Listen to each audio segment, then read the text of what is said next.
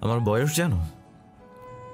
সামনে বাইকে হেলান দিয়ে দাঁড়িয়ে থাকা যুবকটার করা প্রশ্নে সামনে নীল ড্রেস পরা স্কুল ব্যাগ কাঁধে দাঁড়ানো ষোড়শী কন্যা প্রিয়তা খুব স্বাভাবিকভাবে জবাব দেয়। হুম।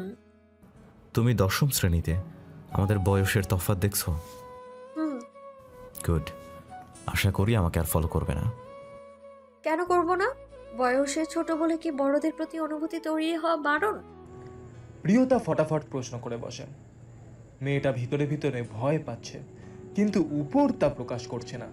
নিজেকে স্বাভাবিক রাখার যথাসাধ্য চেষ্টা চালিয়ে যাচ্ছে। এর মধ্যে সাদনান আবারও ধমকের সুরে হিসহিসিয়ে বলে ওঠে, আই মেয়ে, বেশি বলছো। চাচা চাচি জানে এসব? মায়ের কথা শুনে প্রিয়তা কিছুটা ভীতু হয়। চোরা চোখে চাইল একবার সামনে দাঁড়ানো লম্বা সুদর্শন যুবক সাদনানের দিকে। সাদনানের গভীর দৃষ্টি তাকেই পর্যবেক্ষণ করছে, যা দেখে আরও এক দফা ভড়কালো। প্রিয়তা আবারও আগের ন্যায় মাথা নুইয়ে নিল, আর ঠিক তক্ষুনি সাদনানের গম্ভীর কণ্ঠ আবারও শোনা গেল, বাড়ি যাও। সন্ধ্যা হওয়ার আগে রোজ বাড়ি চলে যাবে। বিকেল 4:30টায় প্রাইভেট থাকে। প্রিয়তা মিনমিন করে জানায়। যা শুনে সাদনান ভ্রু কুঁচকে প্রশ্ন করে, কোন স্যার? মাহিন স্যার। বাড়ি যাও। কাল থেকে সকাল 8টায় প্রাইভেট যাবে, আর প্রাইভেট শেষ স্কুল। কিন্তু আমি যেতে বললাম তো। প্রিয়তার সবটা কথা না শুনেই সাদনান গম্ভীর কণ্ঠে আদেশ করে। প্রিয়তা আর কিছু না বলে মোটা চারদিকে ডালপালা মেলে রাখা বটগাছের নিচ থেকে রাস্তার আড়ালে দাঁড়ানো সারাকে নিয়ে বাড়ির পথে হাঁটা ধরে। প্রিয়তা দৃষ্টি আড়াল হতেই অদূরে দাঁড়িয়ে থাকা 7-8 জন ছেলে এগিয়ে এলো সাদনানের নিকট। প্রিয়তার সবটা কথা না শুনেই সাদনান গম্ভীর কণ্ঠে আদেশ করে। প্রিয়তা আর কিছু বলে না। মোটা চারদিকে ডালপালা মেলে রাখা বটগাছের নিচ থেকে রাস্তার আড়ালে দাঁড়ানো সারাকে নিয়ে বাড়ির পথে হাঁটা ধরে। প্রিয়তার দৃষ্টি আড়াল হতেই অদূরে দাঁড়িয়ে থাকা 7-8 জন ছেলে এগিয়ে এলো সাদনানের নিকট। সব কটা ছেলে এসে সাদনান নামক যুবকটাকে চারদিক হতে ঘিরে দাঁড়িয়ে মাথা নুইয়ে রাখে। এর মধ্যে একজন শুধু সাদনানের সমবয়সী, রাহান। কি বল? রাহান সাদনানকে প্রশ্ন করে, সবাই বেশ আগ্রহ নিয়ে ভালো উত্তরের আশায় তাকিয়ে। কিন্তু সাদনান সবাইকে হতাশ করে উদাস কণ্ঠে জবাব দিল, ছোট মানুষ, বাদ দে না। আর কেউ কিছু বলার সাহস পায় না। মিনিট খানিকক্ষণ সবাই চুপচাপ থাকে। সাদনান ততক্ষণে একটা স্প্রাইট শেষ করে বোতলটা ছুঁড়ে ফেলে পাশের ডাস্টবিনে। তারপর নিজে বাইকে উঠে রাহানকেও ইশারা করে। রাহান চুপচাপ উঠে বসে সাদনানের পিছনে। সাদনান বাইকে চাবি ঢোকাতে ঢোকাতে আদেশের সুরে গম্ভীর কণ্ঠে ছেলেগুলোকে উদ্দেশ্য করে বলে ওঠে, কাল সকালে চলে যাব। কোনো রকম সমস্যা যেন না হয়, খেয়াল রাখবি। নিজের কথা সমাপ্তি করেই সাদনান চাবি ঘুরিয়ে বাইক স্টার্ট দিয়ে মুহূর্তের মধ্যে মেইন রাস্তায় উঠে মাহিন স্যারের বাসার দিকে যেতে লাগলো। তা দেখে রাহান কিছুটা অবাক হয়। নরম গলায় বন্ধুকে জিজ্ঞেস করে, এদিকে কোথায় যাচ্ছিস? গেলেই দেখতে পাবি। প্রশ্নের জবাব তো দিলই না, উল্টে টেরা কথা। রাহান আর কিছু বলে না, চুপচাপ বসে থাকে। প্রায় 10 মিনিট পর বাইকটা একটা টিন দিয়ে বেরিয়ে দেওয়া বাড়ির সামনে থামিয়ে সাদনান ভিতরে যায়। পিছনে পিছনে রাহানও যায়। 4 রুম বিশিষ্ট একটা একতলা বাড়ির গেটে কড়া নাড়ে। মিনিটের মাথায় এক মধ্যবয়স্ক মহিলা এসে গেট খুলে দিলেন। মহিলা কিছু জিজ্ঞেস করার আগেই সাদনান জিজ্ঞেস করে ওঠে, মাহিন স্যার বাড়ি আছে? মহিলা উত্তরে আছে বলে ভিতরে আসতে বলে তিনি তার স্বামীকে ডাকতে চলে গেল। একটু পর একটা মাঝবয়সী লোক ভিতর থেকে গামছা দিয়ে হাত মুখ মুছতে মুছতে আসে। সাদনান সালাম দিয়ে ভালো মন্দ জিজ্ঞেস করে। লোকটাও সালামের উত্তর দিয়ে কুশল বিনিময় করে। স্ত্রীকে নাস্তা দিতে বলে। স্যার, আপনি 10ম শ্রেণীর কিছু মেয়েকে বিকেল 4:30টায় প্রাইভেট পড়ান। ওদের একটু কষ্ট করে সকালে পড়াবেন। মেয়ে মানুষ, পড়া শেষ করে বাড়ি যেতে অনেকটা সন্ধ্যা হয়ে আসে, বুঝতেই পারছেন আশা করি। মাহিন স্যার সাথে সাথে রাজি হয়ে যায়। সাদনান ও রাহানকে নিয়ে বাড়ি থেকে বেরিয়ে আসে। এদিকে মাহিন স্যারের এই শীতের মাঝেও কপালে বিন্দু বিন্দু ঘাম চিকচিক করে। তিনি তার বাম হাতে থাকা গামছা দিয়ে মুছেন। আর ঠিক তক্ষুনি ওনার স্ত্রী নাস্তার ট্রে হাতে হাজির হয়। ছেলেগুলো নেই। আর নিজের স্বামীকে এমন অবস্থায় দেখে ভ্রু কুঁচকে জিজ্ঞেস করে, কি হয়েছে আপনার? আর ছেলেগুলো কারা? এলো আবার চলেও গেল। গাঢ় নীল শার্ট পরা ছেলেটা আমাদের এলাকার চেয়ারম্যানের নাতি, উপজেলা চেয়ারম্যান। আজম মির্জার ছোট ছেলে। ও আচ্ছা, এজন্যই বলি ছেলেটাকে চেনা চেনা লাগে। লাগবে না, ভবিষ্যতে এমপি যে। থালা বাসনগুলো রান্নাঘরে রাখা আছে, আমি আধ ঘন্টা পর রান্না করতে যাব, তখন গিয়ে যেন সব পরিষ্কার দেখি। মনি প্লিজ, আজ শিউলি আপুকে দিয়ে করিয়ে নাও না প্লিজ। আমার হাতটা কেটে গিয়েছে কাল, আজ স্কুলে লিখতেও পারিনি, সারা লিখে দিয়েছে। কথাটা শেষ হওয়ার সঙ্গে সঙ্গে প্রিয়তার গালে ঠাস করে একটা চড় বসিয়ে দেয় মিতা সওদাগর। প্রিয়তার কাঁধ বেয়ে পিঠের উপর পড়ে থাকা লম্বা বিনুনি খপ করে শক্ত হাতের মুঠোয় পুড়ে নেয় মিতা সওদাগর এবং ক্রোধ মিশ্রিত কণ্ঠে হিসহিসিয়ে বলে ওঠে, আমার মুখের উপর কথা না, কে দিয়েছে এত সাহস? ওই বড়লোক দরদি বান্ধবী? চুপচাপ গিয়ে বাসনগুলো মেজে নে। কথাগুলো বলেই ধাক্কা মেরে ফেলে দিয়ে হনহনিয়ে তিনি রুম থেকে বেরিয়ে যায়। ঠিক তক্ষুনি প্রিয়তার ছোট নর্মাল মুঠোফোনটা একটা ভাঙা রেকর্ড বাজিয়ে তোলে।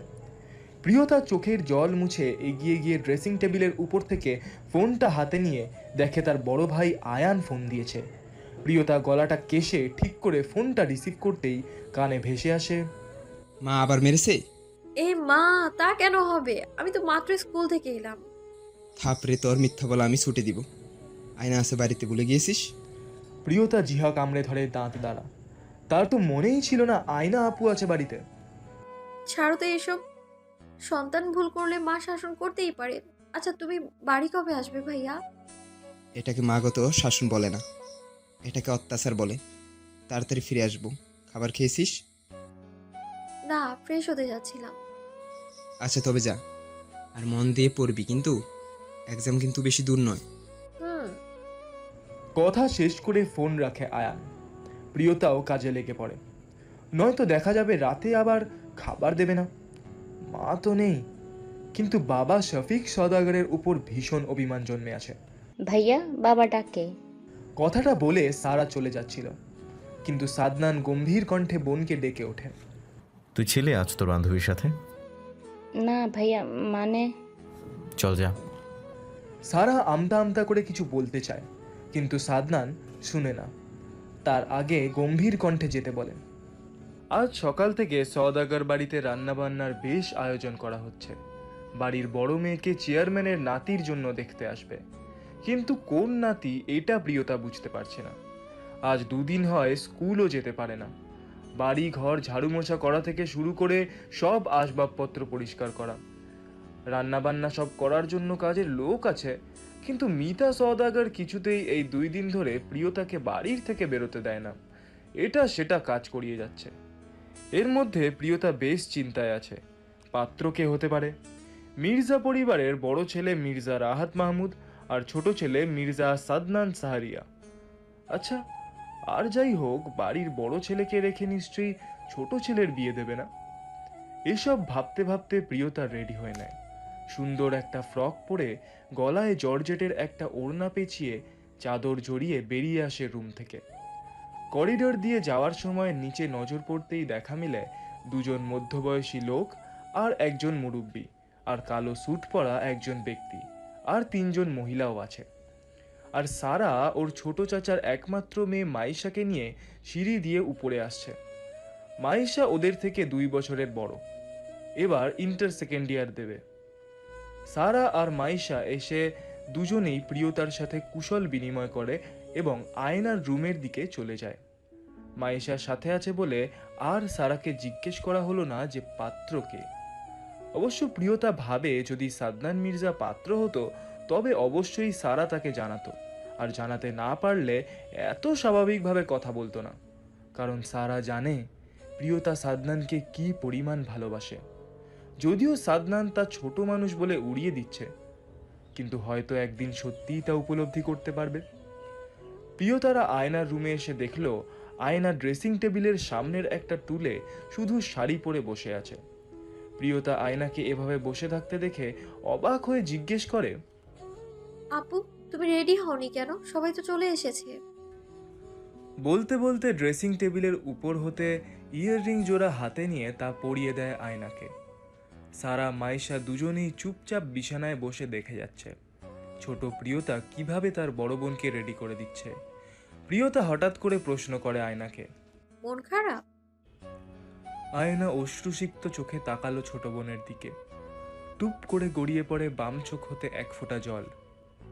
চোখের জল মুছে জিজ্ঞেস করে আয়না, বলেছে তো চলে আসবে, হয়তো এসে পড়েছে। প্লিজ লক্ষ্মী আপু, কাঁদে না। আর কাঁদলে চোখের কাজল লেপলে তোমায় ভূত দেখাবে, বুঝছো? পরে দেখা যাবে মা পাত্র মানে দুলাভাই তোমাকে দেখতে এসে না দেখেই পালিয়ে যাবে। কথাটা বলতে বলতে হেসে দেয় প্রিয়তা। পাশ থেকে মাইশা সারাও হাসে। ঠিক তক্ষুনি কেউ দরজা থেকে বলে ওঠে, মাশাল্লাহ, আমার দুইটা প্রিন্সেস। কথাটা বলতে বলতে আয়ান ঘরের ভিতরে প্রবেশ করেই বোনেদের কপালে আদর করে দিল। আয়না জড়িয়ে ধরে আয়ানকে। আয়ান ছোট বোনের দিকে নিজের ডান হাতটা বাড়িয়ে দিতেই প্রিয়তাও জাপটে জড়িয়ে ধরে বড় ভাই বোনকে। কে বলবে এরা দুই মায়ের গর্ভে জন্ম? এদিকে সারা আর মাইশা মুচকি হাসে। কিন্তু অদ্ভুত ব্যাপার হলো, এখানে একজন রমণীর গালে লাল আভা দেখা দিয়েছে। আয়ানের হুট করে নজর পড়ে বিছানায় দুই রমণীর উপর। আয়ান বোনেদের নিয়ে এতটাই বিভোর যে এতক্ষণ তার নজরেই আসেনি। কিন্তু এখানে যে তার প্রেয়সীও থাকতে পারে তা জানা ছিল না। যাক, এক কাজে দুই কাজ হলো। আয়ান বোনেদের ছেড়ে দিয়ে সারা মাইশার সাথে হালকা কথা বলে রুম ত্যাগ করে। আয়নাও সবার সাথে কথা বলে এখন। এতক্ষণ মনটা বেচারির বড্ড খারাপ ছিল। বড় ভাইয়ের আগমনে তা উবে গেল। প্রিয়তা আয়নার শাড়ি কুচিগুলি ঠিক করে দিয়ে উঠে দাঁড়াতেই শিউলি এসে বলে গেল প্রিয়তাকে রান্নাঘরে ডাকছে। প্রিয়তার মনটা বড্ড খারাপ হলো। তবে মুখে হাসি রেখে সারা আর মাইশাকে আয়নার রুমে রেখে নিচে যাওয়ায় অগ্রসর হলো। নিচে যেয়ে প্রিয়তা লিভিং রুমে থাকা সব কয়টা মানুষকে সালাম দিল। শফিক সওদাগর পরিচয় করিয়ে দিল বাড়ির ছোট মেয়েকে। একজন মিতা সওদাগরের বয়সী মহিলা ওকে কাছে ডেকে নিয়ে আদর করে দেয়। প্রিয়তা গিয়েছে অনেকবার মির্জা বাড়ি। এটা সাদনানের মা সালেহা বেগম। কথা বলে ভালো মন্দ জিজ্ঞেস করে সালেহা প্রিয়তাকে। প্রিয়তা সবার সাথে কথা বলে রান্নাঘরে চলে যায়। প্রিয়তা রান্নাঘরে প্রবেশ করতেই মিতা সওদাগর অনেকগুলো ফল একটা ঝুড়িতে প্রিয়তার হাতে দিয়ে বলল, এগুলো কেটে নিয়ে বসার ঘরে দিয়ে আসবি। হুকুমের স্বরে বলেই তিনি রান্নাঘর থেকে চলে গেল। প্রিয়তা বটি নিয়ে সেগুলি কাটতে বসে গেল। শিউলি থালা বাসনগুলি সব গুছিয়ে রাখছে। একটু আগেই হয়তো খাবার পর্ব শেষ হয়েছে, বুঝতে পারল প্রিয়তা। খাবার কথা মাথায় আসতেই পেটের ভিতর ক্ষুধা অনুভব করে। ইস, সকালে শুধু লুকিয়ে দুটো বিস্কিট খেয়েছে। মনে হতেই চোখ দিয়ে গড়িয়ে পানি পড়ে গেল। শিউলি বুঝতে পারে। এগিয়ে এসে কাঁধে হাত রেখে বলে ওঠে, তোমার বান্ধবী আছে না ছোট আপা, সারা না কি জানি, ওই কিন্তু খায় নাই, বলেছে তোমার সাথে খাবে বলে সুন্দরী আপাডারে লইয়া উপরে চলে গেছে। প্রিয়তা হতবম্ব, অবাক হয়ে তাকালো শিউলির দিকে। বিস্ময় চাহনি দিয়ে প্রশ্ন করে শিউলিকে, তো আর কি কইতাছি? প্রিয়তা আর কিছু বলে না। শিউলিও নিজের কাজে মনোযোগ দেয়। আর প্রিয়তা তাড়াহুড়ো সহিতে ফলগুলো কেটে সুন্দর করে সাজিয়ে ট্রেতে করে লিভিং রুমের উদ্দেশ্যে বেরিয়ে আসে রান্নাঘর হতে। এর মধ্যে সাদনানের দাদা দাদি তাগাদা দেয় মেয়েকে নিয়ে আসার জন্য। প্রিয়তা উপরে চলে যায় আয়নাকে আনতে। পিছন পিছন আয়ানও আসে। তারপর সারা আর মাইশা দুজনেই আগে নিচে চলে আসে। আর আয়ান অসহায় চোখে তাকায় প্রেয়সীর দিকে। সে তো এসেছিল এই মেয়ের সাথে একটু কথা বলার জন্য। সব জায়গা থেকে ব্লক করে রেখেছে তার প্রেয়সী তাকে। অবশ্য রাখবে নাই বা কেন, সে তো করেছেও এমন অপরাধ। কিন্তু সে তো ইচ্ছে করে এমনটা করেনি। একবার মনে হয় সব দোষ নিজের, তো একবার মনে হয় এই মেয়ে কষ্ট করে একটু মানিয়ে নিলেই তো হয়। এইসব ভাবতে ভাবতে আয়ান আয়নাকে ধরে নিচে নিয়ে চলে আসে। রাহাতের দাদি আম্বিয়া মির্জা, তিনি তার পাশে আয়নাকে বসিয়ে মুচকি হেসে এটা সেটা জিজ্ঞেস করতে থাকে। সবাই কথাবার্তা বলতে থাকে আয়নার সাথে। কিন্তু প্রিয়তা ভাবছে অন্য কথা। সাদনান ভাই এখনো আসেনি কেন? উনি কোথায়? প্রিয়তার ভাবনার মাঝেই রাহান সহ বাড়ির ভিতরে প্রবেশ করে সাদনান। সাদনানকে দেখেই প্রিয়তার বুকের ভিতরটা ধক করে ওঠে। সাদা শার্ট, চুলগুলো এলোমেলো, মুখে ক্লান্তির ছাপ। এই লোকটা এত সুন্দর কেন? প্রিয়তার ভাবনার মাঝেই সালেহা বেগম গিয়ে ছেলের গালে হাত রেখে আহ্লাদি কণ্ঠে বলে ওঠে, কি দরকার ছিল এতটা পথ জার্নি করে আসার? কাল সকালেও আসা যেত। সাদনান মাকে আশ্বাস দিয়ে ক্লান্ত ভরা কণ্ঠে জানায়, আমি ঠিক আছি, তবে একটু ফ্রেশ হতে পারলে ভালো লাগতো। তুমি এখানে? সাদনান ফ্রেশ হয়ে মাত্র ওয়াশরুম থেকে বেরিয়ে এসছে, আর বেরিয়ে এসেই দরজায় প্রিয়তাকে দাঁড়িয়ে থাকতে দেখে বিস্ময় নিয়ে জিজ্ঞেস করে, কি বলছো এসব? 4টা বাজে এখন। আপনার টাওয়াল আর বাড়িটা আমার, আপনি ভুলে যাচ্ছেন। বাড়িটা তোমার আমি জানি, আর এই রুমে যেহেতু এখন আমি আছি তাই নক করে পারমিশন নিয়ে ঢোকার প্রয়োজন ছিল। এই আপনিটাই সম্পূর্ণ আমি আমার করে নেব। প্রিয়তা বিড়বিড় করে বলে ওঠে। সাদনানের কান অবধি তা পৌঁছায় না, তাই ভ্রু কুচকে জিজ্ঞেস করে, আমি কি বিড়বিড় করছো? কিছু না, আপনাকে খাবারের জন্য রাখি। কথাটা বলেই প্রিয়তা টাওয়ালটা বিছানায় রেখে ঘর ছেড়ে বেরিয়ে এলো। সাদনান টাওয়াল নিয়ে মাথা মুছে ঘর ছেড়ে নিজেও কিসব বিড়বিড় করতে করতে চলে এলো। আমি ইচ্ছে করে করিনি জান। আয়ানের কণ্ঠে অসহায়তার ছোঁয়া, কিন্তু সামনে দাঁড়ানো রমণী খুব ভাবলেশহীনভাবে ভ্রু কুচকে জিজ্ঞেস করে, তো আমি কি করব? তুমি এভাবে কথা বলছো কেন? কিভাবে বলছি? এই মেয়ে আমাকে রাখবে না, ফল ভালো হবে না। মাইশা কিছু বলে না। আয়ানের কথা না শোনার মতো করে ছাদ হতে নেমে চলে যায়, আর আয়ানের মাথায় ধপ করে আগুন ধরে যায়। এই মেয়েটা একটু বেশি বেশি করছে। ভাবতে ভাবতে আয়ান মাইশার হাত টেনে ধরে। মাইশা পিছন ফিরতেই আয়ান মাইশাকে এক টানে নিজের বুকের উপর এনে ফেলে, শক্ত করে নিজের বুকের সাথে চেপে ধরে। আকস্মিক ঘটনায় চমকে উঠে মাইশা। আয়ান মাইশাকে আরও কিছুটা শক্ত করে বুকের সাথে চেপে ধরে নিজের বাম হাত প্রেয়সীর ডান গালে রাখে, আর মাইশা লজ্জায় লাল হয়ে গেল। আয়ান তার প্রেয়সীর লজ্জারাঙা মুখ দেখে নিজেকে আর দমাতে পারে না। মুহূর্তের মধ্যে মাইশার ওষ্ঠ আঁকড়ে ধরে। মাইশা স্তব্ধ, নড়াচড়া করতে পারছে না। চোখ বড় বড় করে আয়ানের খোঁচা খোঁচা দাড়ি ভর্তি গালের দিকে তাকিয়ে থাকে। আয়ান নিজের ইচ্ছে মতো প্রেয়সীর ঠোঁটে নিজের ভালোবাসার পরশ দেয়। দীর্ঘ একটা চুম্বনের পর আয়ান মাইশাকে ছেড়ে জড়িয়ে ধরে বলে ওঠে, সরি জান, কিন্তু আমার ছোঁয়া পবিত্র, অধিকার আছে আমার। মাইশা কিছু বলে না, চুপচাপ আয়ানের বুকে মাথা রেখে শান্তির নিঃশ্বাস ফেলে। মাইশা যখন মাধ্যমিক পরীক্ষা দেয় তখন আয়ান অনার্স শেষ ইয়ার। স্কুল কলেজ ভার্সিটির একসাথে হওয়ার সুবিধায় দুইজনের সেখান থেকে ভালোবাসার প্রণয় হয়। আয়ান মাইশাকে আগে থেকেই পছন্দ করত। সাদনান রাহাতের সাথে বন্ধুত্ব থাকায় প্রায় যাতায়াত ছিল মির্জা বাড়ি, আর তখন থেকেই ছোট্ট মাইশাকে ভালো লাগতো, কিন্তু কখনো তা প্রকাশ করেনি। কিন্তু আয়ান প্রকাশ না করলেও ছোট মাইশা তখন থেকে আয়ানের পিছন পিছন ঘুরত। এভাবে দেখতে দেখতে অনার্স ফাইনাল এক্সাম পাশ করে আয়ান, আর মাইশা তখন ইন্টার সেকেন্ড ইয়ারে ভর্তি হয়। আয়ান মাস্টার্স করার জন্য শহরে আসার জন্য তোড়জোড় শুরু করে, কিন্তু মাইশার পাগলামি তখন আরও কয়েক গুণ বেড়ে যায়। ততদিনে আয়ানও তার প্রেম নিবেদন করে ফেলে প্রেয়সীর নিকট। আর যখন আয়ানের শহরে আসার সব বন্দোবস্ত হয়ে এলো, শহরে আসার দিন ঘনিয়ে এলো, মাইশা তখন নাছোড় বান্দা। সে কিছুতেই আয়ানকে ছাড়বে না। তার মনে ভয় বাসা বাঁধে, যদি আয়ান শহরে এসে বদলে যায়। কিন্তু বেচারি মাইশা তখনও বুঝতো না আয়ান ওকে নিজের চাইতেও বেশি ভালোবাসে।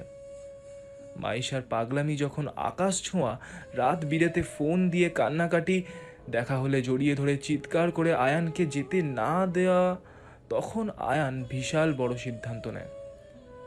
কাউকে না জানিয়ে ওই দিন কাজী অফিসে গিয়ে সেখানের 2 জন মানুষ সাক্ষী রেখে কাজী দিয়ে বিয়ে করে নেয় তার ছোট জানকে। আর 6 মাসের বেশি সময় হয় ওদের বিয়ে হয়েছে, কিন্তু এটা কেউ জানে না। আয়নাকে সবার পছন্দ হয়েছে। বিয়েটা 1 মাস পর হবে বলে ঠিক করেছে জাফর মির্জা। তার বাড়ির বড় নাতি আবার গ্রামের নামি দামি লোক। তিনি বেশ জোয়ান এখনো। এলাকার চেয়ারম্যান, বড় ছেলে উপজেলা চেয়ারম্যান, ছোট ছেলে ব্যবসায়ী। বড় নাতি বড় ছেলে আজম মির্জার সাথে রাজনীতি, সাথে বাবার ব্যবসায় দেখভাল করেন। আর মেজনাতিকে সামনে ইলেকশনের এমপি পদে দাঁড় করাবে বলে ঠিক করেছে। যদি মেজনাতি তার এসব ধারে কাছেও নেই, কিন্তু তার এলাকায় দাপট আছে। সাথে ব্যবহারের দিক, আর এখনকার নিউ জেনারেশন তার নাতির বেশ আয়ত্তে। কিন্তু সমস্যা হলো সে এসব করতে চায় না। তবে তিনি এবার যে করেই হোক মেজ নাতিকে এমপি পদে দাঁড় করাবেই। আর একটা বড় দল থেকে অফারও এসেছে। সেই দলের হয়ে যদি একবার কাজ করা যায় তাহলে নিশ্চিত তার নাতি পাশ করে যাবে। কারণ একটাই, গত 15 বছর ধরে যেই লোক এমপি পদে আছে তিনি কোনো উন্নতি করেননি শহরে, তাই জনগণ ক্ষেপে ফুঁসে আছে।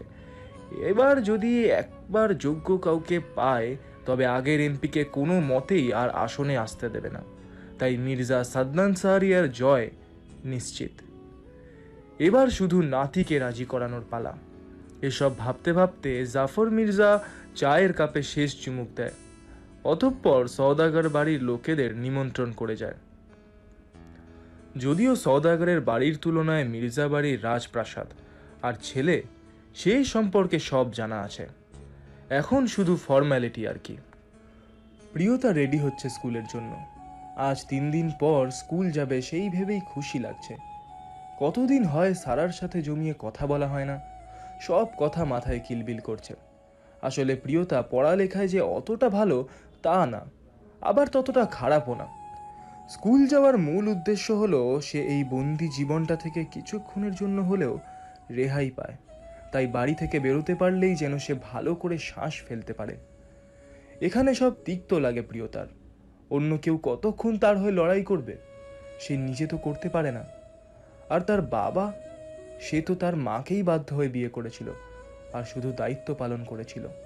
কিন্তু ভুলবশত প্রিয়তা দুনিয়ায় এসে পড়েছেন, আর সেই ভুলই আজ তিনি মাটির তল হলেন। যদিও প্রিয়তার ওর মায়ের কথা মনে নেই, তবে ওর দাদা বলতো প্রায় এইসব।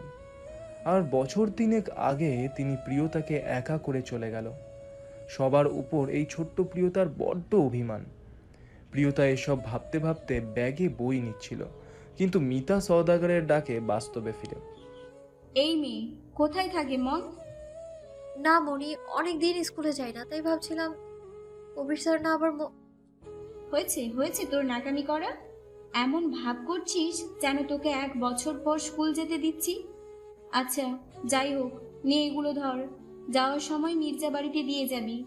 প্রিয়তাকে সবটা কথা সম্পূর্ণ করতে না দিয়ে তিনি বিরক্তিকর মুখ করে কথাগুলো বলে একটা কাপড়ের ব্যাগ প্রিয়তার হাতে ধরিয়ে দেয়। দেখেই বোঝা যাচ্ছে নিজের মেয়ের হবু শ্বশুরবাড়িতে কিছু দিচ্ছে। ব্যাগটার ভিতরে বড় 2টা বক্স। প্রিয়তা ব্যাগটা হাতে নিয়ে বুঝতে পারলো ব্যাগটা বেশ ভারী। না চাইতেই কৌতূহলবশত জিজ্ঞেস করেই নিল মিতা সওদাগরকে, মনি এটার ভিতর কি? তোর কাছে এখন সব কৈফিয়ত দেয়া লাগবে? না মনি, আমি তো এমনি জিজ্ঞেস করেছিলাম, আর এমন হবে না। কথাটা বলতে বলতে প্রিয়তা চোখের পানি আড়াল করতে তাড়াহুড়ো সহিতে পা চালিয়ে বাড়ি থেকে বেরিয়ে এলো। তার ভীষণ কষ্ট। কেন মিতা সওদাগরের তাকে একটুও ভালোবাসে না, একটু স্নেহও করে না, কাছে ডাকে না, আদর করে একটু খাবারও দেয় না? স্বামীর দ্বিতীয় স্ত্রীর সন্তান বলে? তুই বস, আমি ওকে ডেকে পাঠাচ্ছি। কথাটা বলে সালেহা বেগম সারাকে ডাকতে একজন কাজের মহিলাকে বলে। প্রিয়তা আম্বিয়া মির্জার সঙ্গে বসে টুকটাক কথা বলে, কিন্তু ওর মনটা বড্ড খারাপ। তবে মুখে যথেষ্ট কৃত্রিম হাসি ঝুলিয়ে রেখেছে। এই বাড়িতে কেউ জানে না মিতা সওদাগরের প্রিয়তার সাথে খারাপ ব্যবহারের কথা, শুধু সারা বাদে। মূলত প্রিয়তাই চায় না ঘরের কথা বাইরের কেউ জানুক আর তার পরিবারের বদনাম হোক। তাছাড়া শুধু মিতা সওদাগরই তো একটু কঠোর, আর সবাই তো বেশ ভালোবাসে তাকে। প্রিয়তা আর আম্বিয়া মির্জার কথার মাঝেই একজন মেইড ট্রেতে করে প্রিয়তার আনা পিঠে আর মোয়া দিয়ে যায়। পেছনে পেছনে সালেহা বেগমও এসে প্রিয়তার পাশে বসে। বাড়িতে পুরুষ লোক কেউ নেই, কিন্তু প্রিয়তার চোখ কাউকে খুঁজে চলেছে। এর মধ্যে সারা এসে হাজির হয়। সারা এসেই সেন্টার টেবিলের উপর খাবার দেখে বুঝতে পারে এগুলি প্রিয়তা নিয়ে এসেছে। আর ওর ছোট্ট মস্তিষ্ক এটাও ভেবে নিল প্রিয়তাকে ওর মা নিশ্চয়ই এসবের কিছুই ছুতে দেয়নি। সারা তৎক্ষণাৎ একটা মেয়েটকে একটা ছোট্ট বক্স আনতে বলে রান্নাঘর থেকে। প্রিয়তাকে আম্বিয়া মির্জা সালেহা বেগম খেতে বললেও সে কিছুই মুখে নেয়নি। সে খেয়ে এসেছে বলে এড়িয়ে গেল। কাজের লোক বক্স নিয়ে এলে সারা সেটায় ঝটপট করে একটা পিঠে পুড়ে কাঁধে থাকা ব্যাগটায় নিয়ে সবার কাছ হতে বিদায় নিয়ে প্রিয়তাকে নিয়ে বাড়ি থেকে বেরিয়ে এলো। বেশি ব্যথা করছে না? ইস, কি লাল হয়েছে দেখেছিস?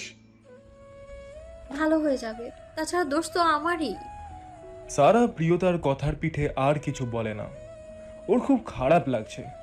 স্যার কি করে পারলো এত জোরে মারতে? মাত্র 3 দিনই তো বন্ধ করেছে।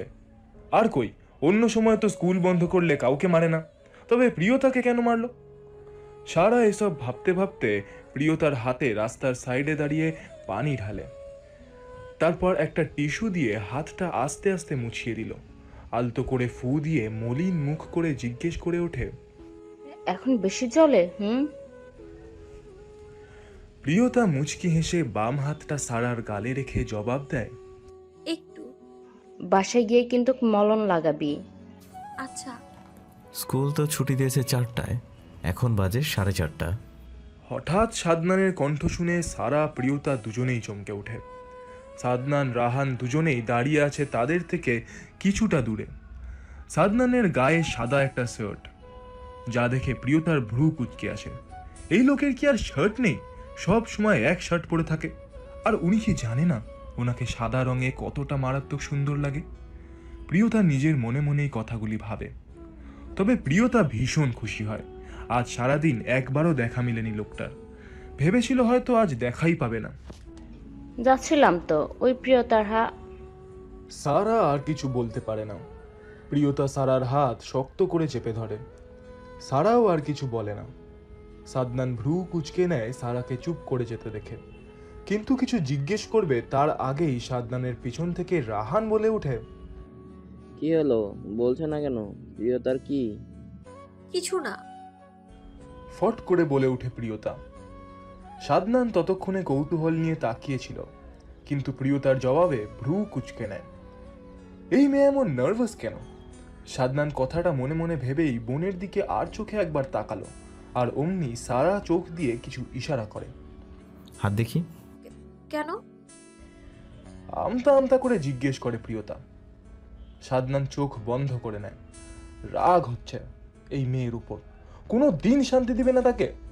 প্রথমত পৃথিবীতে এসেছে লেট করে, তার উপর ভীষণ বাজেভাবে প্যারা দেয় তাকে এই মেয়ে। একবার শুধু সময় হোক, সুদে আসলে সব উসুল করে নিবে। কথাগুলো ভেবেই সাদনান ফোঁস করে নিঃশ্বাস ফেলে চোখ খুলে। এক ঝটকায় প্রিয়তার ডান হাত ধরে সামনে এনে থমকে গেল সাদনান। বুকের ভিতর তীব্র যন্ত্রণা হচ্ছে, যেন কেউ ধারালো অস্ত্র দিয়ে খুঁচাচ্ছে। চোখ রাগে লাল হয়ে আসে। প্রিয়তা সেদিকে তাকিয়ে একবার আর চোখে তাকায় এবং ভয় আবারও মাথা নুইয়ে নিল। সাদনান ভাই তাকে ভালোবাসে না, কিন্তু সেই ছোট্ট বেলা থেকেই সারা আর তাকে বেশ যত্ন করে আগলে রাখে। কি হয়েছে? কিছু না তো, আমি বাড়ি যাব। আমি জানতে চাচ্ছি কে করেছে এটা। সাদনানের ধমকে কেঁপে উঠে ছোট্ট প্রিয়তা। সারাও ভাইয়ের এই রূপ দেখে কিছুটা ভয় পায়। তার ভাই নিশ্চয়ই এখন এই নিয়ে তুলকালাম কাণ্ড ঘটাবে। সারা নিশ্চিত তার ভাইয়ের মন যে কি চায় সে আজ অবধি বুঝে উঠতে পারে না। সারার ভাবনার মাঝেই প্রিয়তা মিনমিন করে বলে ওঠে, রাস্তায় পড়ে গিয়েছে। মিথ্যা, সত্যিটা বলো। ঠান্ডা স্বরে বলে ওঠে সাদনান। প্রিয়তা ততক্ষণে হাত ছাড়িয়ে নিল। সারা এগিয়ে এসে ভাইয়ের থেকে দূরত্ব রেখেই প্রিয়তাকে আগলে দাঁড়িয়ে অসহায় কণ্ঠে বলে ওঠে, 3 দিন স্কুলে আসেনি, তাই স্যার মেরেছে। কোন sir? Class teacher Kabir Khan. সারার কথা শুনে সাদনানের চোয়াল শক্ত হয়ে এলো, কিন্তু রাগটাকে গিলে নিল সে। এখন কিছুতেই উল্টোপাল্টা কিছু করা যাবে না, আর এই মেয়ের সামনে তো আরোই না। ভেবেই সাদনান রাহানকে কিছু বলে নিজে বাইকে বসে সারা আর প্রিয়তাকে তার পিছনে বসার জন্য বলে। কিন্তু প্রিয়তা সে তো অবাক, ভীষণ অবাক। এটা সম্ভব? সারা গিয়ে আগে বসে, তারপর প্রিয়তাকে বসতে সাহায্য করে। সাদনানের বলিষ্ঠ শরীর এই বাইকে বসার পর শুধু আর একজন পুরুষ বসার জায়গা রাখে, কিন্তু সারা আর প্রিয়তা দুজনেই স্বাস্থ্যের দিক থেকে কম হওয়ায় সাদনানের পিছন দুজনেই অনায়াসে বসতে পারে। প্রিয়তার মনে পড়ছে না লাস্ট কবে সাদনান তাকে বাইকে নিয়েছে। ছোটবেলায় প্রায় নিত, কিন্তু প্রিয়তা জিএসসি পরীক্ষা দেওয়ার পর আর নেয়নি। আর আগের মতো ঠিক করে কথাও বলে না। তুই বাড়ি যা, আমি ওকে নামিয়ে দিয়ে আসছি। মির্জা বাড়ির সামনে বাইক থামিয়ে সারাকে উদ্দেশ্য করে বলে ওঠে সাদনান। সারা নেমে পড়ে। প্রিয়তাকে আবারও হুকুমের স্বরে বলে ওঠে, ওষুধ লাগাবি কিন্তু, কাল তো স্কুল বন্ধ, তুই আসবি না, আমি যাব। তুই যাস, মনি আসতে দেবে না। মলিন হেসে জবাব দেয় প্রিয়তা। কথা শেষ হওয়ার সঙ্গে সঙ্গে সাদনান বাইক স্টার্ট দেয়। আকস্মিক ঘটনায় প্রিয়তা চমকে উঠে চোখ বন্ধ করে খামচে ধরে সাদনানের সফেদ শার্টের পিছনের অংশ। তারপর আস্তে আস্তে যখন বাইকের গতি স্থিতিশীল হয়, তখন প্রিয়তা সুন্দর করে সাদনানের কাঁধে হাত রেখে বসে। 4 কি 5 মিনিটের মাথায় বাইকটা এসে সওদাগর বাড়ির গেটে রাস্তায় থামে, আর প্রিয়তা নেমে দাঁড়ায়। কিছু বলবে তার আগেই সাদনান বলে ওঠে, সাদনান তার জিনিস কি করে যত্নে রাখতে হয় সেটা ভালো করেই জানে, আর মিথ্যা বলাটা একদম উচিত হয়নি। যদিও তুমি বা সারা না বললে আমার কিচ্ছু আসতেও যেত না। মির্জা সাদনান শাহরিয়ার খবরটা পেতে 2 মিনিটও সময় লাগতো না। কথাগুলো শেষ করেই সাদনান প্রিয়তাকে কিছু বলার সুযোগ না দিয়ে বাইক স্টার্ট দিয়ে চলে যায়। প্রিয়তার মনটা খারাপ হয়ে যায়। কি বলে গেল এসব?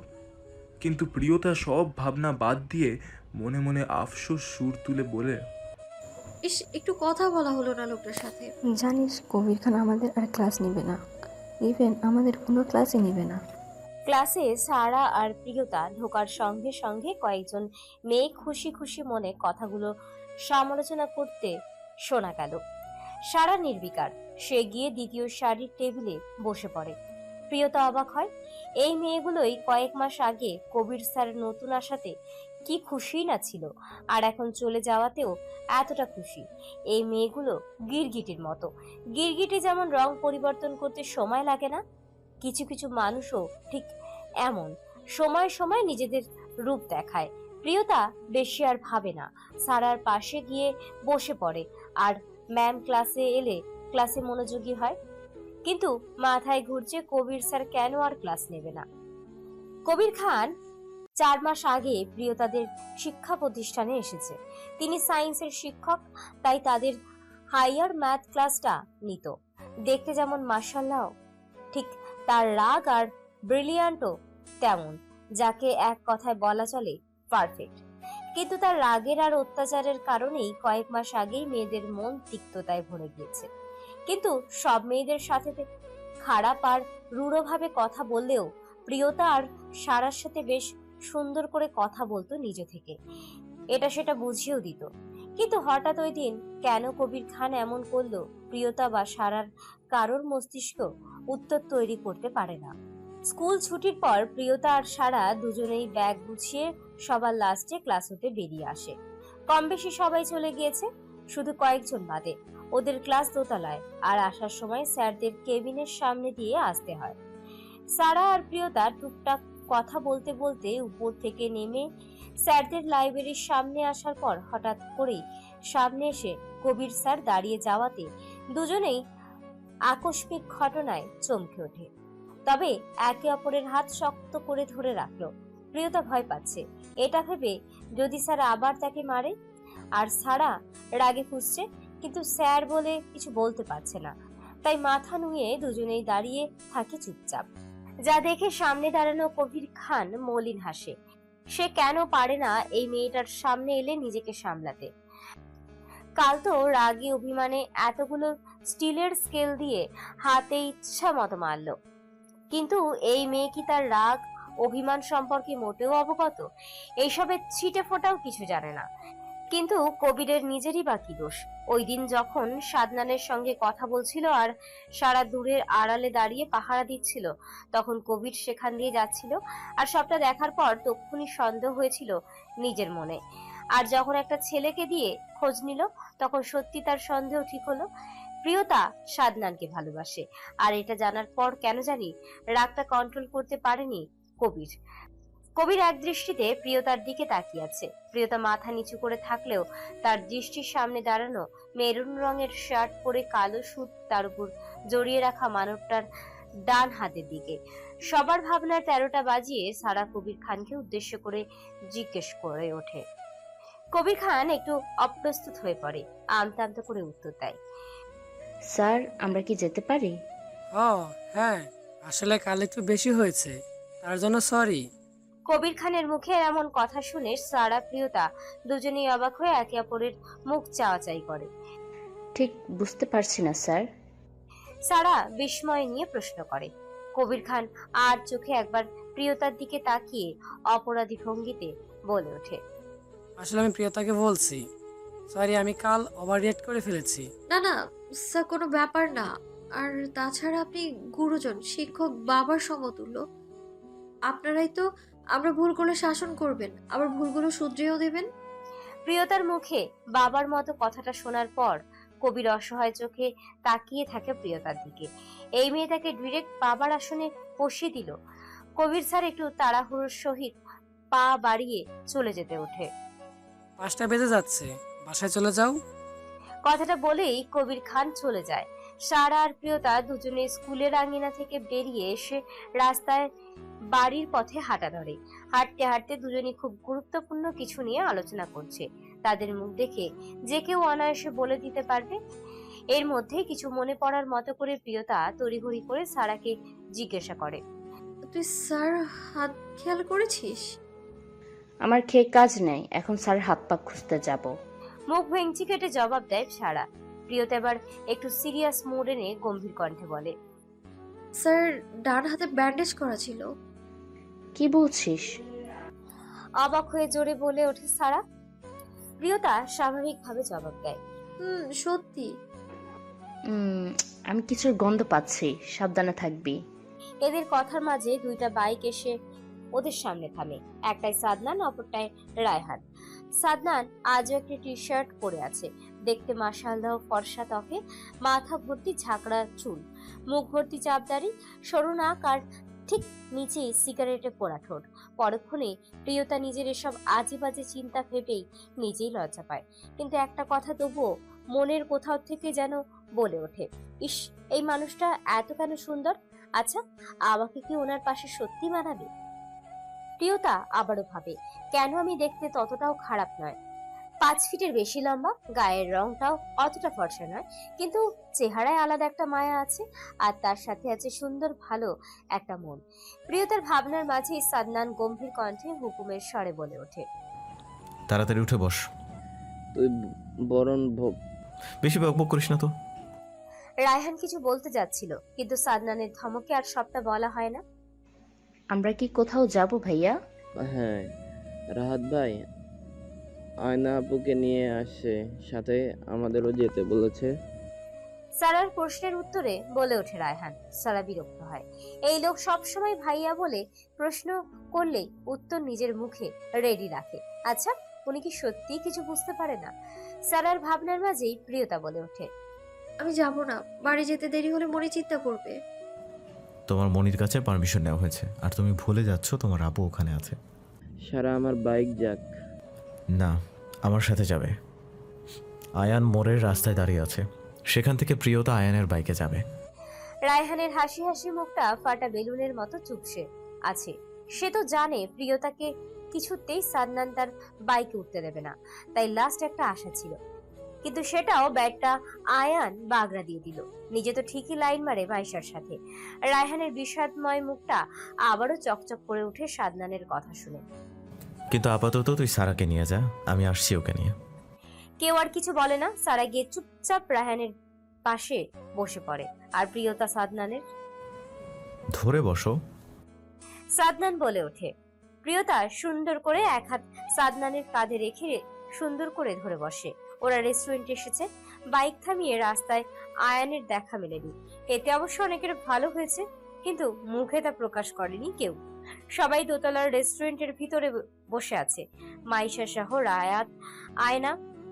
ওরা মোট 2টা টেবিলে বসে, কিন্তু রাহাত আর আয়নার প্রাইভেসি দিতে ওদের আলাদা একটি কর্নারে টেবিলে বসিয়েছে। সাদনানের ঠিক বরাবর প্রিয়তা, রায়হান, সারা পাশাপাশি। মাইসা, আয়ানও টেবিলের এপার ওপর বসেছে। তারপর সবাই আড্ডা দিয়ে খাবার খেতে খেতে রাত 8টার দিকে বাসায় ফেরে। এর মধ্যে সাদনান একবারও প্রিয়তার সাথে আর কথা বলেনি। শুধু রেস্টুরেন্টে প্রিয়তা যখন খাবার খাচ্ছিল তখন খাবারটা একটু ঝাল ছিল, তাই সে একটু পরপর পানি খাচ্ছিল। তখন একবার জিজ্ঞাসা করেছিল খাবার কি বেশি ঝাল, ব্যাস, আর কিছু না। প্রিয়তা চুপ করেছিল, আসলে খাবার ঝাল নয়, কিন্তু সকালের মিতা সওদাগর ওকে থাপ্পড় মেরেছিল, দাঁতের সাথে লেগে তখন ঠোঁটের নিচের কিছু অংশটা কেটে গিয়েছিল। কিন্তু ওর চুপ করে থাকা দেখে সাদনান ভ্রুকুচকে ওয়েটারকে ডেকে আইসক্রিম এনে দিয়েছিল। প্রিয়তা এতেই ভীষণ খুশি। যাক, তার বড় ভাই বোনের পরে তাকে কেউ একটু খেয়াল রাখে। আচ্ছা, এই খেয়াল রাখাটা যদি সব সময় সবার আগে সাদনান ভাই করে, এতে কি বেশি ক্ষতি হতো? প্রিয়তা এসব ভাবতে ভাবতেই ওয়াশরুম থেকে বেরিয়ে এসে ড্রেসিং টেবিলের সামনে দাঁড়াতেই মিতা সওদাগর হন্তদন্ত হয়ে রুমে এসে প্রিয়তার গালে ঠাস করে একটা চড় বসিয়ে দিয়ে চুলগুলো মুঠোয় পুড়ে টেনে ধরে হিসিয়ে বলে ওঠে, তোর মা আমার সংসারে কাল লাগেনি হয়ে এসে আমার সংসার, এত ভালো স্বামী সব কেড়ে নিয়েছিল, আর এখন তুই আমার মেয়ের জীবন নষ্ট করতে চাইছিস? প্রিয়তা ভীষণ ব্যথা পাচ্ছে চুল খামচে ধরে রাখায়, তবুও কিছু বলেনি। কিন্তু তার মাকে নিয়ে এভাবে বলায় সে অসহায় কণ্ঠে বলে ওঠে, প্লিজ মনি, তুমি যা বলবে, তুমি যা বলার আমায় বলো, তবু আমার মাকে নিয়ে কিছু বলো না। এই চুপ, একদম চুপ, বেশি বার বেড়েছিস। আর যদি মির্জাবাড়ির মেজো ছেলে আশেপাশে দেখেছি তো তুই আমার আসল রূপ দেখবি। কথাগুলো বলেই তিনি প্রিয়তাকে ছেড়ে দিয়ে রুম থেকে বেরিয়ে গেল। প্রিয়তা ধপ করে নিচে বসে পড়ে, দু হাত দিয়ে মুখ ঢেকে শব্দহীন কান্না কাঁদতে থাকে। তার ভীষণ কষ্ট হয়, এই 16 বছর বয়সে সে হাঁপিয়ে উঠেছে। সে তো এখান থেকে মুক্তি চায়, কিন্তু আজ থেকে তার সেই চেষ্টাও করাও যে বারণ। কেন তার জীবনটা এমন হলো? একটু সুখ হলে কি এমন হতো? সব অভিমান বাবা আর মৃত মায়ের উপর হয়। তার মা কি করে পারলো এমন নিষ্ঠুর পৃথিবীতে তাকে একা ফেলে চলে যেতে? একবারও কি মনে হয়নি তার ছোট্ট মেয়েটাই নিষ্ঠুর পৃথিবীতে কিভাবে বেঁচে থাকবে? এসব ভাবতে ভাবতেই প্রিয়তা কান্না করতে করতে মেঝেতে ঘুমিয়ে পড়ে। মা, তুমি ওর সাথে এমন করো কেন? তুমি নিজেও তো কষ্ট পাও ওর সাথে এমন ব্যবহার করে। চুপচাপ নিজের রুমে যাও, আর ভুলেও ভাইকে এসব বলতে চেও না। আয়না ঘৃণার দৃষ্টি ফেলে মায়ের রুম থেকে বেরিয়ে নিজের রুমে এসে দরজা বন্ধ করে দিয়ে সেখানে দরজা ঘেঁষে মেঝেতে বসে কাঁদতে কাঁদতে বিড়বিড় করে বলে ওঠে, আমি জানি না তোকে কষ্ট দিয়ে মা কি পায়, কিন্তু আমি আল্লাহ তাআলার কাছে সব সময় দোয়া করি যাতে তুই এই নরক জীবন থেকে খুব তাড়াতাড়ি মুক্তি পাস, আমার ছোট কলিজা। আয়নাও মেঝেতেই ঘুমিয়ে পড়ে। কি মিল দুই বোনের মাঝে, কি সুন্দর ভালোবাসা, তবে তা কারোরই প্রকাশ করা হয় না। তবে তাদেরই অজান্তে তারা নিজেদের কষ্ট একে অপরের মাঝে ভাগ করে নিচ্ছে। শুধু মিতা সওদাগরের জন্য তা প্রকাশে ফুটছে না। এদিকে মিতা সওদাগর হাউমাউ করে কান্না করছে। সে চায় না এই ছোট্ট নিষ্পাপ জানটাকে কষ্ট দিতে, কিন্তু তিনি এই মেয়েকে দেখলে কিছুতেই ভুলতে পারেন না তার কালো দিনের কথাগুলো। সবকিছু জ্বালিয়ে পুড়িয়ে ছারখার করে দিতে মন চায়। তিনি তার প্রথম যেদিন সংসারের তার স্বামী শফিক সওদাগর দ্বিতীয় বিয়ে করে বাড়িতে ফিরে, তিনি সেদিন স্তব্ধ হয়ে গিয়েছিলেন, কারণ তারা একে অপরকে ভালোবেসে বিয়ে করেছিল আর তাদের দুটো বাচ্চাও ছিল। একজন 12 বছরের একটা পুত্র সন্তান আর 7 বছরের একটি কন্যা সন্তান ছিল। সেখানে স্বামীর দ্বিতীয় বিয়ে, এটা কোনো স্ত্রী মেনে নিতে পারবে? ভালোবাসার মানুষটার পাশে কাউকে মেনে নেওয়া যায় না, সেখানে ভালোবাসার মানুষ তার উপর স্বামীর সেখানে দ্বিতীয় বিয়ে কি করে মানত? আর তাই তিনি কোনোদিনও মেনে নিতে পারেননি প্রিয়তার মা পহিলিখা শফিক সওদাগরের ফুফাতো বোন ছিল। সিরাজ সওদাগর আর তার ছেলে শফিক সওদাগরের বোনের একমাত্র ভাগ্নির বিয়েতে যায়। সব ঠিকঠাক ছিল, কিন্তু বিয়ের দিন জানতে পারে যে ছেলের সাথে বিয়ে ঠিক হয়েছে সে ভালো নয়, আর তাকে পুলিশ থানায় আটকে রেখেছে। তাই সে বিয়ে করতে আসেনি। সেদিন বোনের দিকে তাকিয়ে প্রহেলিকাকে শফিক সওদাগরের সাথে বিয়ে দেবে বলে ঠিক করে শফিক সওদাগরের বাবা সিরাজ সওদাগর। শফিক সওদাগর কিছুতেই রাজি না। কম বয়সে বিয়ে করেছিল বিধায় তার দুটো বাচ্চাও আছে, কেউ বলতো না। আর তখন সিরাজ সওদাগর বাধ্য করে তাকে বিয়ে করার জন্য। তিনিও শর্ত দিয়েছিলেন বাবাকে বিয়ে করবে, কিন্তু কখনো স্বামীর অধিকার দেবে না, মেনেও নেবে না, কারণ তার মন হৃদয় মস্তিষ্ক জুড়ে ছিল তার প্রিয়তমা স্ত্রী আর 2 সন্তান। সিরাজ সওদাগর তাতেই রাজি হলেন। অবশেষে বিয়ে করে বউ নিয়ে ওই দিন রাতে বাড়ি ফেরে তারা। প্রহেলিকা কোনো শব্দ করেনি, সে যেন কাঠের পুতুলের মতো সব মেনে নিয়েছিল বাবা মায়ের মুখের দিকে তাকিয়ে। একমাত্র মেয়ে ছিলেন তিনি, চাইলেই তাকে পড়ালেখা করাতে পারত তার বাবা মা। কিন্তু প্রহেলিকা সেদিন বাবার সম্মানের কথা চিন্তা করে বিয়ে করে শফিক সওদাগরকে। তবে সেদিন রাতে মিতা সওদাগর কিছু বলেননি। শফিক সওদাগরও থাকেনি নতুন বউয়ের সাথে, তিনি মাথায়ও আনেননি আরো একটি বিয়ে করেছে। প্রথম স্ত্রীকে কথা দিয়েছিলেন বাবা যতদিন বেঁচে থাকবে ততদিনে তিনি কিছু করতে পারবেন না, কিন্তু তিনি প্রহেলিকার ধারে কাছেও যাবে না। প্রহেলিকা মেনে নিয়েছিল সব, শুধু মানতে পারেনি মিতা সওদাগর। উঠতে বসতে খোটা আর বাড়ির সব কাজ করাতো ছোট প্রহেলিকাকে দিয়ে। এভাবেই চলছিল দিন। প্রহেলিকা ইন্টার পাশ করেছিল, কিন্তু ভার্সিটিতে যাওয়ার আর সুযোগ হয়নি। দেখতে দেখতে কেটে গিয়েছিল 2 বছর। এরই মধ্যে শোনা গেল প্রহেলিকার মা মারা গিয়েছে। সবাই ছুটে গেলেও সেদিন শুধু বাড়িতে রয়ে যায় মিতা আর তার 2 সন্তান। সেখানে যাওয়ার পর তার মা মারা যাওয়ার 2 ঘন্টার পর তার বাবাও চলে যায়। প্রহেলিকা তখন পাগল হয়ে পড়ে। 16 বছর বয়সে বিয়ে হয়ে 18 বছর পা দেওয়া যুবতীর মা বাবা সবাই তাকে ছেড়ে চলে গেল। শফিকের ততদিনে প্রহেলিকার প্রতি কিছুটা অনুভূতি তৈরি হয়ে গিয়েছিল। সেখানে তারা 2 রাত 3 দিন ছিল, আর সেই রাতের ভালোবাসার চিহ্ন স্বরূপ প্রিয়তা আসে। কিন্তু তাতে করে আরো অত্যাচার বেড়ে যায় মিতার। আগের চেয়েও দ্বিগুণ কষ্ট দিতেন প্রহেলিকাকে। শফিক কিছু বলতো না, আর সে তো বাড়িতেও বেশি থাকতো না। নতুন নতুন হোটেলের কাজে চাপে ভুলেই বসেছিল তার ভুলের কষ্ট একটা মেয়ে দিন রাত সহ্য করছিল। অথচ ভুলটা কিন্তু তারও সমান দোষ ছিল, কিন্তু কষ্টটা শুধু একজনেই ভোগ করত। আর আয়না আয়ান তাদের মনে হতো সত্যিই প্রহেলিকার জন্য তাদের সংসারের অশান্তি। সাথে দুজনেই ছোট, কিছু করার ছিল না। সিরাজ সওদাগরের কিছু করার ছিল না, তিনি ততদিনে বিছানা থেকে আর উঠতে পারতেন না, আর নিজেই অন্যের উপর নির্ভরশীল। সেখানে তিনি কি করতেন? মিতু, শফিক সওদাগরের ডাকে ভাবনা থেকে বেরিয়ে আসে মিতা সওদাগর। চোখের পানি গাল বেয়ে পড়ে, তা শুকিয়ে দাগ বসেছে। তিনি কঠিন চোখে তাকিয়ে রুড়ো কণ্ঠে খিটখিটে স্বরে বলে ওঠে, আমাকে তুমি ওই নামে একদম ডাকবে না, সেই অধিকার তুমি 19 বছর আগেই হারিয়েছো। শফিক সওদাগর আর কিছু বলে না, চুপচাপ লুঙ্গি হাতে ওয়াশরুমে চলে যায়।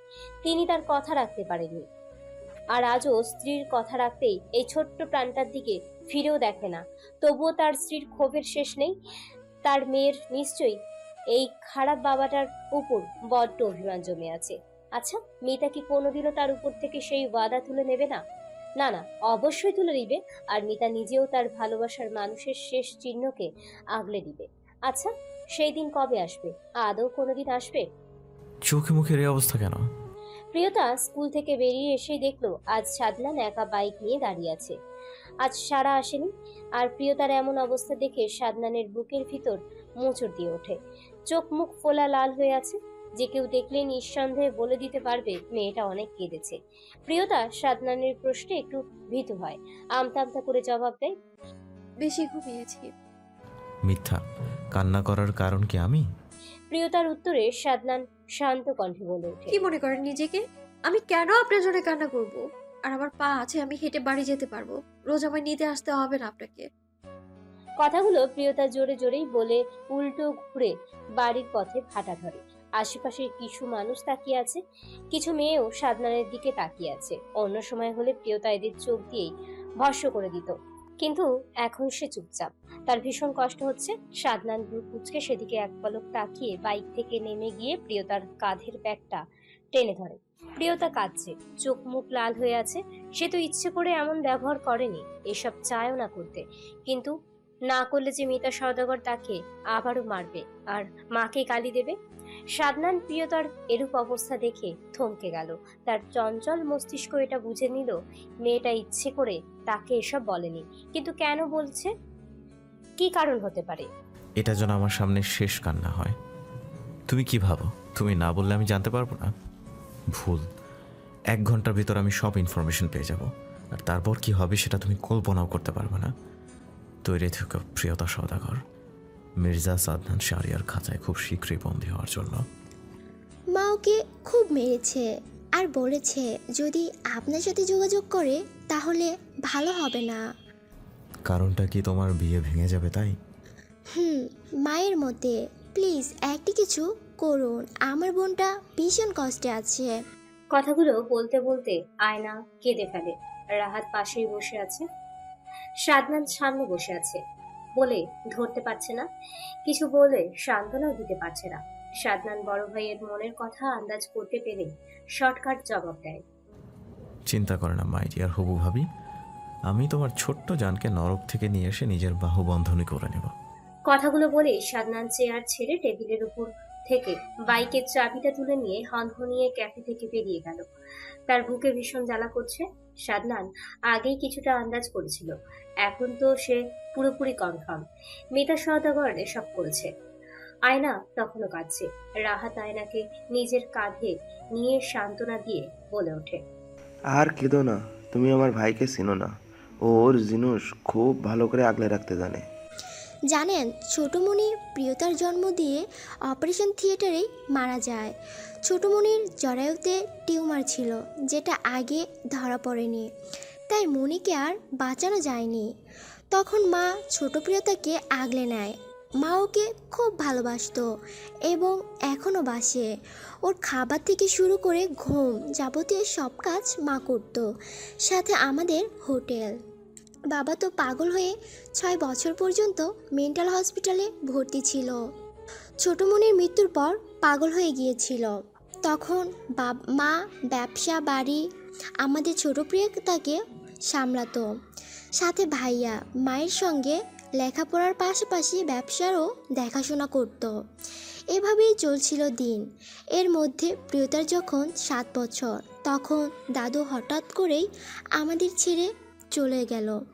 এরপর বাবাও সুস্থ হয়ে গিয়েছিল, কিন্তু ঝামেলা তো হলো তখন যখন দাদু মারা গেল। বাবা সুস্থ হয়ে ফিরে এসে সবার থেকে বেশি প্রিয়তাকে ভালোবাসতো, আলাদা একটা যত্ন নিত। আর মা তখন থেকে কেমন যেন হয়ে গেল। কথাগুলো এক নিঃশ্বাসে বলেই আয়না টেবিলে থাকা পানির গ্লাসটা হাতে নিয়ে সবটা পানি এক টানে খেয়ে ফেলে। অতঃপর গভীর শ্বাস ফেলে আবারও বলে ওঠে, এখানে এত কিছুর মাঝে সব থেকে বড় অপরাধী কে জানেন? রাহাত প্রশ্নবোধক চাহনি দিয়ে জিজ্ঞাসা করে ওঠে, না, আমার বাবা। তিনি যদি তখন এক কথায় বিয়ে করবে না বলে চলে আসতো তাহলেই হতো না ছোটমণিকে এত কষ্ট পেতে হতো, না প্রিয়তার উপর আমার মা এমন পাষাণ হতো। আয়না আবারও কেঁদে ফেলে। রাহাত আয়নাকে নিজের এক বাহুতে আগলে নিয়ে বলে ওঠে, চিন্তা করো না, সব ঠিক হয়ে যাবে। আয়না কিছু বলে না, চুপচাপ পড়ে থাকে সেভাবেই। জাফর মির্জা গম্ভীর মুখ করে বসে আছে সোফায়। বাড়ির প্রতিটা ব্যক্তি এখানে উপস্থিত। মূলত সাদনান একটু আগে এমন সব কথা বলেছে যে সবার কাছে মনে হচ্ছে বোমা ফাটার মতো অবস্থা ছিল, আর এখন তা শীতল হলো। আজম মির্জা চুপ, কোনো কথা বলছে না, সে নির্বিকার। তার বাবা যা সিদ্ধান্ত নেবে তাই তিনি মেনে নেবেন। সবার ভাবনার মাঝেই জাফর মির্জা উঠে দাঁড়ালো সোফা ছেড়ে। একটু এগিয়ে এসে সাদনানের সামনে দাঁড়িয়ে বলে ওঠে, রাতে আমার রুমে আসবে, তোমার সাথে আমার গুরুত্বপূর্ণ আলোচনা আছে। কথা শেষে তিনি হনহনিয়ে চলে গেল নিজের কক্ষে। আম্বিয়া মির্জাও স্বামীর পিছু নিলেন। সুফিয়া বেগম রান্নাঘরে চলে গেল। মাইশা সারা নিজেদের রুমে। খাওয়ার সময় ফুসুর ফুসুর করে কিছু বলাবলি করছিল। রাহাত বাড়িতে আসেনি এখনো। মাইশার বাবা মজিফুর মির্জা ব্যবসায়িক কাজে 2 দিন যাবৎ বাড়ির বাহিরে। আজম মির্জা চায়ের কাপে চুমুক দিয়ে ছেলেকে উদ্দেশ্য করে বলে ওঠে, আরেকবার ভেবে দেখতে পারো বিষয়টা। আমার মনে হয় না শফিক ওর ছোট মেয়েকে এত তাড়াতাড়ি বিয়ে দেবে বলে। ভেবেই বলছি। আর বিয়ে দেবে না তো আমার অন্য পদ্ধতি যা। শান্ত আর গম্ভীর কণ্ঠে কথাগুলো বলে সাদনাত সিঁড়ি দিয়ে উপরে উঠে নিজেদের রুমে চলে গেল। সালেহা বেগম স্বামীর নিকট এগিয়ে এলেন। চিন্তিত কণ্ঠে কপালে ভাঁজ ফেলে শুধালো, মেয়েটা বেশ ভালো, কিন্তু বাবা কি রাজি হবে? আজম মির্জা স্ত্রীর কোনো কথার উত্তর করেন না। তিনি ভাবছে খুব মনোযোগ দিয়ে কিছু একটা ভেবে চলেছে। তার ছেলের মাথায় যা বুদ্ধি, ঠিক তার বাপকে রাজি করিয়ে নেবে তিনি জানেন। এসব ভেবেই আজাদ মির্জা আপন মনে হাসলেন। আমি কি বলেছি বুঝতে পেরেছো? সুযোগ নিচ্ছ? মোটেও না, আমি শুধু তোমার ভালো চাই। জাফর মির্জা সাদনানকে এমপি পদে দাঁড় করাতে চায়, আর তিনি সেটা সাদনানকে বলেছে। সাথে এটাও বলেছে এমপি পদে তার জয় নিশ্চিত, আর চাইলে সে পরে পদত্যাগ করতে পারবে। তোমার পর তোমার বাবা আছে। তাহলে বাবাকেই দাও। সাদনানের কথায় জাফর মির্জা একটু চুপ থাকে, অতপর মাথা নেড়ে সম্মতি দিয়ে বলে ওঠে, এটা মন্দ বলনি। আচ্ছা, আমি দলের সাথে কথা বলে দেখছি। সাদনান দাদার কথায় মুচকি হেসে রুম থেকে বেরিয়ে আসে। আজাদ মির্জার ভাবনা সত্যি হয়েছে, তার ছেলে কিভাবে জাফর মির্জাকে রাজি করিয়ে নিল। রাত প্রায় 11টা। আয়ান বোনকে খাবার খাইয়ে ঔষধ দিয়ে গেল। আজ প্রিয়তার ভীষণ জ্বর, কিন্তু একবারও মিতা সওদাগর আসেনি। শফিক সওদাগর সন্ধ্যায় মেয়ের পাশে বসেছিল। প্রিয়তা তখন ঘুমিয়েছিল। আয়না শুধু দেখেছে, আর কেউ না। আয়নাও বসে আছে বোনের পাশে। আজ আয়না থাকবে এখানে। আয়ান প্রিয়তার খেয়াল রাখতে বলে সে চলে গেল। আয়নাও প্রিয়তার এক পাশে শুয়ে বোনকে জড়িয়ে ধরে। ঠিক তখনই বালিশের তলায় থাকা আয়নার ফোনটা সশব্দে বেজে ওঠে। আয়না ভাবে হয়তো রাহাত কল করেছে, কিন্তু ফোন হাতে নিয়ে চোখ বেরিয়ে আসার উপক্রম। সাদনান কল দিয়েছে, কিন্তু কেন? আয়না সব ভাবনা বাদ দিয়ে ফোনটা রিসিভ করতেই ওপাশ থেকে রাশভারী কণ্ঠে সাদনান বলে ওঠে, এত রাতে ডিস্টার্ব করার জন্য দুঃখিত ভাবি। না না, ঠিক আছে। প্রিয়তার তো জ্বর, ঘুমিয়ে পড়েছে। তুমি ফোনটা দাও ওর কাছে। আয়না কান হতে ফোন নামিয়ে প্রিয়তাকে ডেকে ওর হাতে ফোনটা দিয়ে ফিসফিস করে বলে, নে ধর, সাদনান ভাইয়া। প্রিয়তা পিটপিট চোখে তাকিয়ে ফোনটা হাতে নিয়ে বলে ওঠে, আপনি আবার আমার স্বপ্নে এসেছেন সাদনান ভাই? প্রিয়তার কথা শুনে আয়নার চোখ ছানা বাড়া। এই মেয়ে কি সব বলছে? কিন্তু ফোনের ওপাশে থাকা সাদনা ঠোঁট টিপে হেসে গম্ভীর কণ্ঠে জিজ্ঞেস করে, আমি তোমার স্বপ্নে আসি? হ্যাঁ, আসেনি তো, এই যে এখন এসেছেন। কিন্তু সবসময় আপনি চুপ থাকেন, আজ প্রথম কথা বললেন। প্রিয়তা ঘুম ঘুম কণ্ঠে উত্তর দেয়। সাদনানের ভ্রু কুঁচকে আসে। আয়না বুঝতে পারে বোন তার জ্বরের মধ্যে আজে বাজে বলছে, কিন্তু চুপচাপ বসে থাকে সে। সাদনান ওপাশ থেকে একবার রাশভারী কণ্ঠে বলে ওঠে, এখন থেকে আর স্বপ্নে নয়, রোজ সামনে থেকে দেখতে পারবে। সেদিন বেশি দূর না, আমার ছোট্ট জান। আজ সওদাগর বাড়ির সবাই মির্জা বাড়িতে যাবে, কারণ মির্জা বাড়িতে বিয়ের জন্য সব শাড়ি গহনা আনা হয়েছে। এখন গিয়ে তারা পছন্দ করে যা যা লাগবে তা রেখে দেবে। মির্জা বাড়ি থেকে গাড়ি পাঠিয়েছে জাফর মির্জা। যদিও প্রিয়তাদের একটা গাড়ি আছে, কিন্তু এটা নাকি তাদের নিয়ম, বাড়ির বউদের যাবতীয় সব বরের বাড়ি থেকেই দিতে হয়। প্রিয়তা আয়নের পাশে বসে আছে। আয়ান ড্রাইভ করছে। আয়না আর মিতা সওদাগর পেছনে বসে আছে, কারোর মুখে কোনো কথা নেই। শফিক সওদাগর আসেননি। তিনি হোটেল থেকে পরে এসে সেখানে পৌঁছবে। আজ 2 দিন হয় প্রিয়তার জ্বর ভালো হয়েছে। 3 দিন জ্বর ছিল মেয়েটার। আজ সকালে আয়নার কিছু কথা শুনে প্রিয়তা স্তব্ধ। যদিও এর মাঝে প্রতিদিন রাতে সাদনানের সাথে তার ছোট বাটন ফোনটা দিয়ে কথা হয়েছে সজ্ঞানে, কিন্তু সেদিন সে জ্বরের তাড়নায় কি বলেছে সে নিজেও জানে না। কিন্তু আয়নার কাছে আজ কিছু কথা শুনে নিজেকে সে নিজে ইচ্ছে মতো বকেছে। কি দরকার ছিল এতটা বেহায়াপনার পরিচয় দেওয়ার? নিশ্চয়ই এখন সাদনান ভাই তাকে আরো বেশি ছ্যাঁচড়া বলবে। পরেক্ষণেই ভাবে যদি বলার হতো তা তো ফোনে নিশ্চয়ই বলতো। যদিও তাদের মাঝে বেশি কথা হতো না। কেমন আছো, জ্বর কমেছে, ঔষধ খাওয়া আর ঠিক মতো খাবার, ব্যাস এইটুকুই। প্রিয়তার ভাবনার মাঝে গাড়ি এসে মির্জা বাড়ির সামনে থামে। এই বাড়িটা এলাকার সবগুলো বাড়ির থেকে বড় এবং ভিন্ন। দেখতেও সুন্দর। সাদা রং করা পুরো বাড়িটা। রাস্তার সাথে হওয়াতে প্রথমে ইয়া বড় গেট, সেটায় 2 জন দারোয়ান থাকে। তারপর সুন্দর করে রাস্তার বাড়ির ভিতরে যাওয়ার জন্য আর তার এক পাশে সুন্দর একটা বাগান আছে, আর অন্য পাশে গাড়ি রাখার জন্য গ্যারেজ। আয়ান সবাইকে নামিয়ে দিয়ে গাড়িটা রাখতে চলে যায়। তাদের আসার খবর পেয়ে মির্জা বাড়ির সবাই বাড়ি থেকে বেরিয়ে আসে তাদের এগিয়ে নিতে। সবাই কুশল বিনিময় করে বাড়ির ভিতরে প্রবেশ করে। সাদনান নেই এখানে। প্রিয়তা চোরা চোখে এদিক ওদিক তাকিয়ে সাদনানকে দেখতে পায় না, তাই সবার সাথে বসে মার্কেট থেকে নিয়ে আসা শপিং গুলোর সবার সাথে দেখতে লাগলো। আয়ান মাইশার কয়েকবার চোখে চোখে ইশারায় কথাও সেরে নিয়েছে, আর আয়না লজ্জায় রংধনু হচ্ছে।